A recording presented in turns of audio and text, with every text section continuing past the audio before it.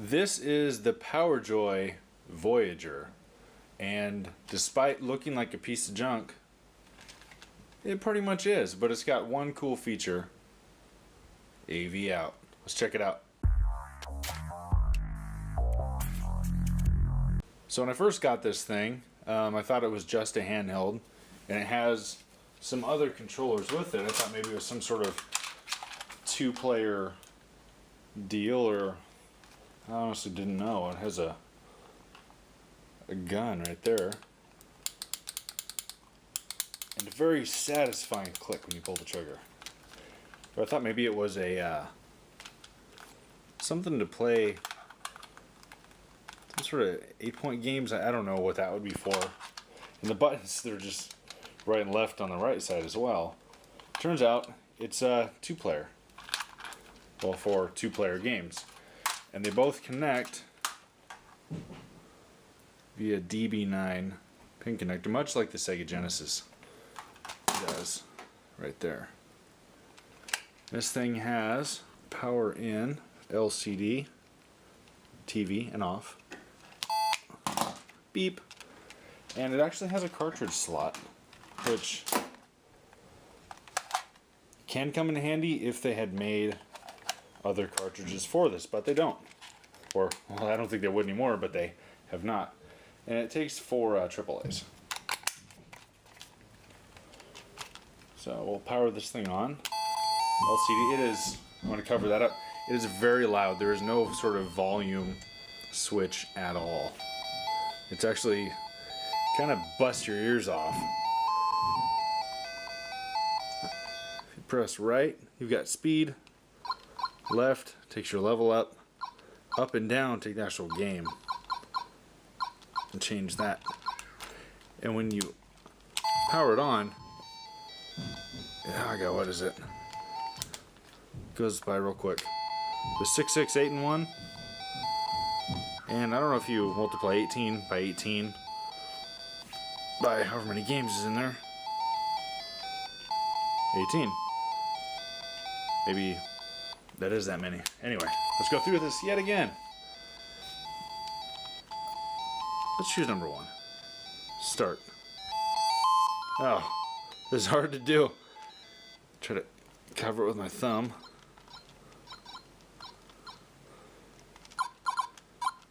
Like I said, it's very loud.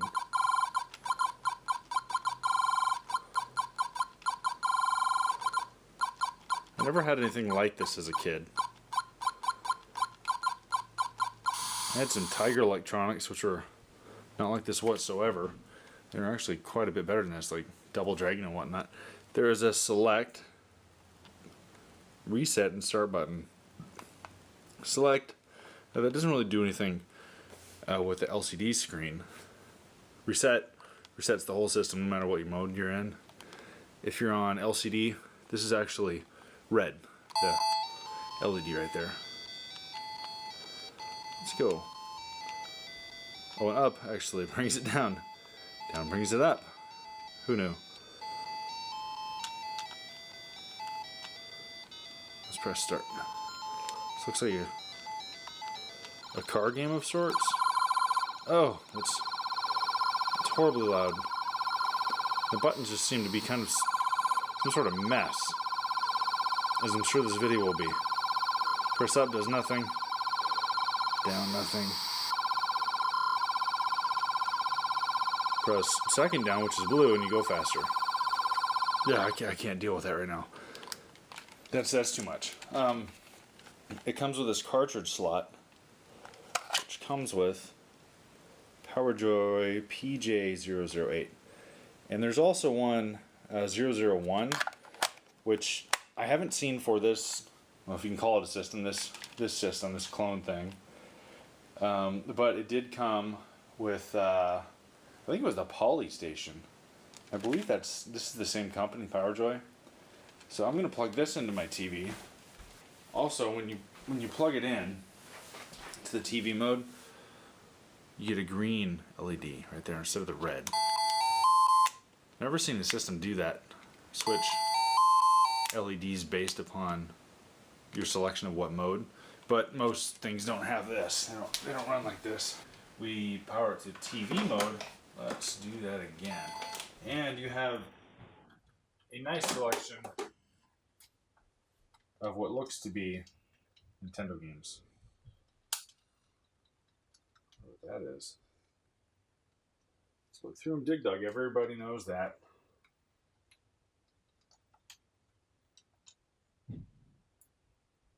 One player. This actually doesn't seem to run all that bad. What's odd is that this is a handheld that has, well, I wouldn't say console capabilities, but it runs as a Nintendo did, at least visually, on a handheld, which is pretty odd. I've never really seen that before. A handheld that you can plug in to your TV and has absolutely different features than what's on the handheld itself. Let's press reset. Resets the whole system. Let's go through some of these.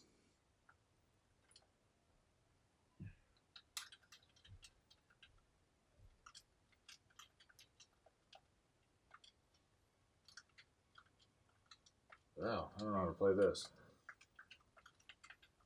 Definitely can't shoot. I've never played this game before. I don't know if you... Oh, there we go.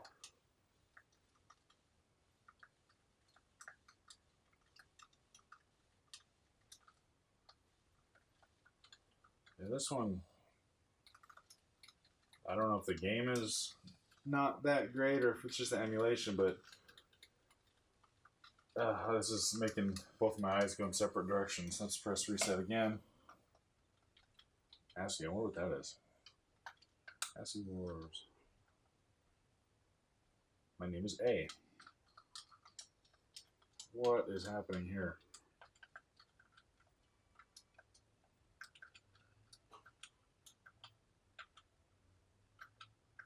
Oh, you're trying not to get hit, apparently. The controls on this will actually work okay. That's what I'm looking for. You press left and right. That's actually pretty intuitive. Instead of like an L and R or some wonky, that button, you press left and right, it actually goes left and right. Magmax. I think I do actually have that on Nintendo. These buttons, I don't tell what's... This one, they just all fire. Oh, okay. Seems one set is A and one set is B. And I'm horrible at this game. I don't really see any games. If you're watching this and you see the games that could use the gun, please let me know. I really don't see any here. I honestly thought of all this stuff, Duck Hunt would be on here, but it's not. Oh, Flappy. That sounds promising. Oh, I thought it might be Flappy Birds, and actually is not. Sun. There we go. One of the few two players on here. Start. Select. And select works just well. Not on the second controller. This is much like the original Nintendo. You press select, and it goes to the next selection. That's why select was called select. Press start. And we're going to go with the two different pads.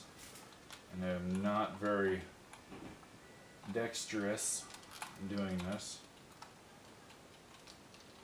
That's the bottom guy, this is the top. And how we've switched. Let's see how good I can do this. It actually seems, with this, pretty responsive. I don't know how it's doing this with a DB9 connector and has all these buttons going at the same time. Unless it has actually different settings for different games. But I highly doubt that. And I am dying. Oh, game over. That was bad. I do like the reset button. Boom, man. Now the emulation on This is Bomberman. That's not Boom Man.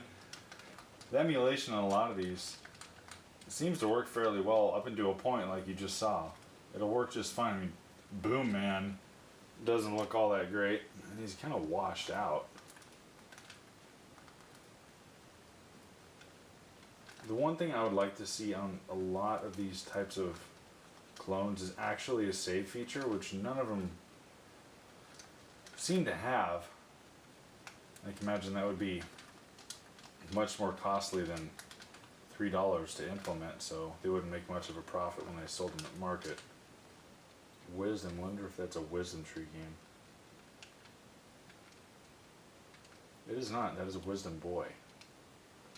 Anyway, that's about it.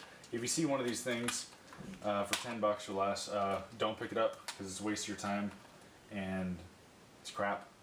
I really don't recommend it. The output capabilities actually seem to be decent, but that's it. If the controls are horrible, it doesn't matter what the output is because it's not going to be fun. Like the video if you like the video, subscribe to see more of my ramblings, and press thumbs down if I suck. Thank you, please. It feels like something that would actually give people depression.